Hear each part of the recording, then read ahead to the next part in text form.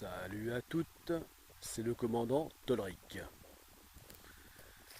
Alors, pour la énième fois, encore du changement dans le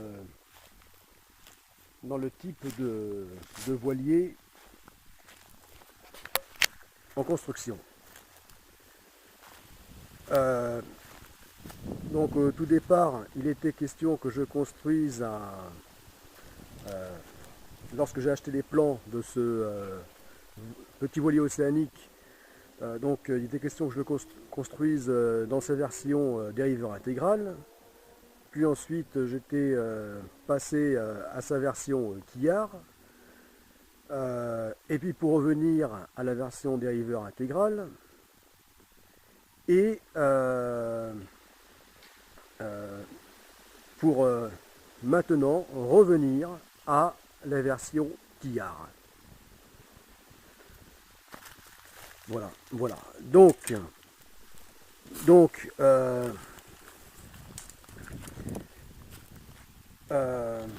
les dernières vidéos que j'ai faites sur le sujet expliquaient bien la raison de mon choix de revenir sur la version dériveur intégrale. Donc je l'ai longuement expliqué, je ne vais pas revenir sur les détails.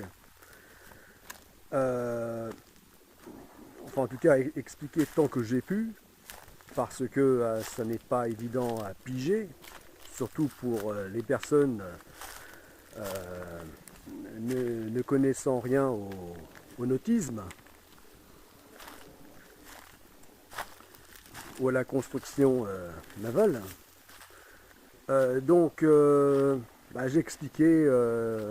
J'expliquais tout ça. Voilà. Que finalement j'allais démonter la structure pour la remonter à l'endroit, parce que là tu la vois à l'envers, et l'avancer d'1 mètre. Voilà. L'avancer d'1 mètre, c'est-à-dire que ce couple-là, qui est la partie avant, se trouve ici. Voilà. En fait, ça, c'est quasiment l'étrave. L'étrave sera ici, comme ça. Et donc, l'avancée d'1 mètre. Voilà. Et j'expliquais que ces deux grandes roues, là, dont on voit une moitié ici et une moitié là. Donc la deuxième grande roue étant là-bas. Ceci formant donc ce qu'on appelle un vireur, c'est-à-dire un ensemble qui puisse tourner à 360 degrés, dans lequel se construit la coque, afin de pouvoir faire tourner la coque avec à 360 degrés. Dans l'intérêt, c'est de pouvoir d'avoir le plus accès possible aux bons angles de soudage, de pouvoir bien souder à plat autant que possible. Voilà. Et donc je vous expliquais que finalement je n'allais pas monter entièrement le vireur. Voilà. C'est-à-dire que je n'allais pas ce demi-cercle le monter dessus. Voilà, enfin c'est 2 demi-cercles, puisque j'en ai un aussi là-bas. Voilà.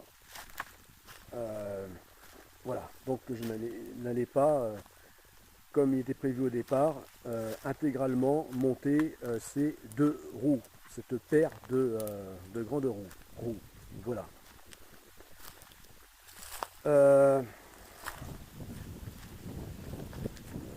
Voilà. Et donc bien finalement je change encore d'avis. C'est pour ça que là, maintenant je ne vais plus dire Désormais, je fais comme ça. Euh, c'est un choix définitif. Euh, voilà, je ne le fais plus parce que là j'ai trop fait de vidéos où j'annonce la chose comme étant définitive et en fait je reviens dessus, hein. Donc là j'arrête, sinon vous allez me prendre pour un fou. Voilà. Donc, mais je rappelle que ce changement, donc de revenir à la version Quillard, ce changement ne change en fait en rien le projet Godess-Arc, hein, puisqu'il s'agisse du, petit navire, là on peut même dire du micro-navire, donc du petit voilier de la première phase, tout autant qu'il s'agisse des deux grands navires de la seconde phase, les deux grands navires d'expédition, hein, d'exploration de la seconde phase, eh bien rien ne change sur le fond. Voilà. Pour ce qui est donc des navires et des immenses navigations pour lesquelles ils sont conçus, eh bien sur le fond ça ne change rien, puisque la finalité reste la même. Les cahiers des charges restent les mêmes. Voilà, donc ça ne change que sur la forme. Et encore, quand je dis la forme, ça, en fait, il s'agit toujours des mêmes, du même projet. Donc voilà. Alors, donc je reviens au mode, enfin la version Quillard, parce que c'est pour pouvoir reprendre la construction coûte que coûte le plus vite possible. Voilà. J'en ai assez de voir ce chantier en arrêt à durée indéterminée depuis de trop longues années. Donc, eh bien, voilà, maintenant je fais au plus simple, hein, le plus direct possible. Donc je n'ai pas, voilà, il n'est plus question que je perde encore du temps et de l'énergie, parce que le peu qui est fait, parce que là la construction elle est quasiment à 0%, puisque là c'est vraiment, on peut dire que là elle en est à un stade embryonnaire. Bon, et bien le peu qui a commencé ici, si c'est pour le démonter, pour le replacer, etc., bon, c'est trop de, là, trop de perte d'énergie et de temps. Voilà. Donc tant pis, je continue cette construction comme je l'ai commencé. Voilà. Voilà, donc il n'est plus question que je démonte cette structure pour la remonter coque à l'endroit. Donc le fond de la coque posé ici, donc avancer d'1 mètre. Voilà. Non, donc elle va rester comme prévu, et comme c'est le cas pour la plupart des petits voiliers, donc construite à l'envers. C'est-à-dire le fond de la coque étant ici, là. Voilà. Et là, donc qui repose donc sur le marbre ici, c'est-à-dire le zéro de référence. Et là, c'est le pont. Voilà. enfin cette partie-là, c'est le roof. Voilà, la partie supérieure du pont. Voilà, donc la structure va rester comme ça.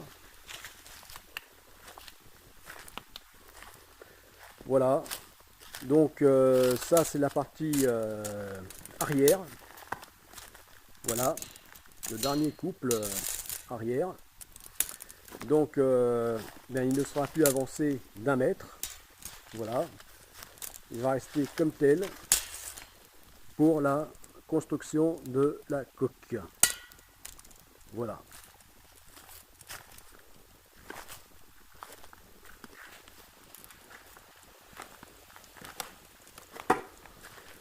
Voilà, donc aussi donc je reviens aux mensurations de départ, c'est-à-dire à donc sa longueur telle que le permet les plans, sa longueur portée à 10,50 m. Je pourrais même la porter jusqu'à 10,55 m, mais 10,50 m suffiront, c'est-à-dire 70 cm de plus. Voilà. Donc la coque s'arrêtera ici. Voilà, 70 cm. Voilà.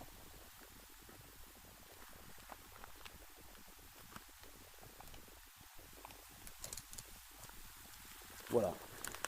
Voilà ce que ça donnera. Voilà, jusqu'ici. Voilà, puisque jusque-là, donc la structure fait 9,80 m, et bien là, puisque 9,80 m correspond à la longueur minimale qu'autorise ce plan du modèle du Chatham Extreme 330, donc plus ces 70 cm, et bien la coque mesurera précisément 10,50 m. Voilà. Et hors tout, elle mesurera 12 mètres. Voilà.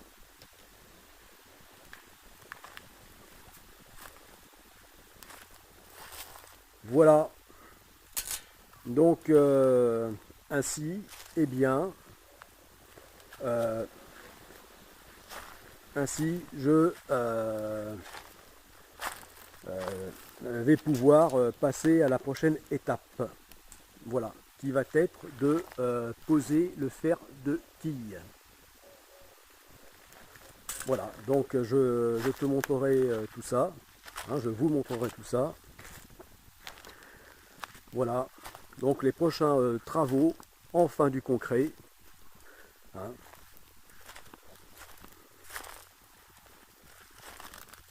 Voilà, donc lors des prochains travaux, eh bien, ce sera de poser le fer de quille qui va aller d'ici et qui va longer comme ça tout le fond de la coque jusqu'à l'arrière.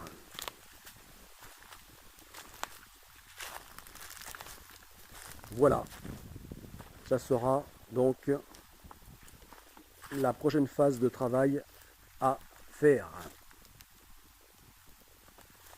Voilà, le fer de quille.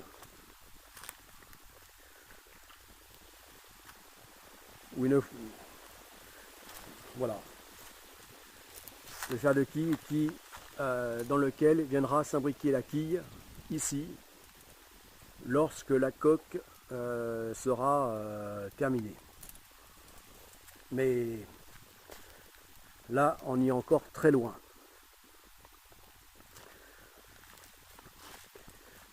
Voilà.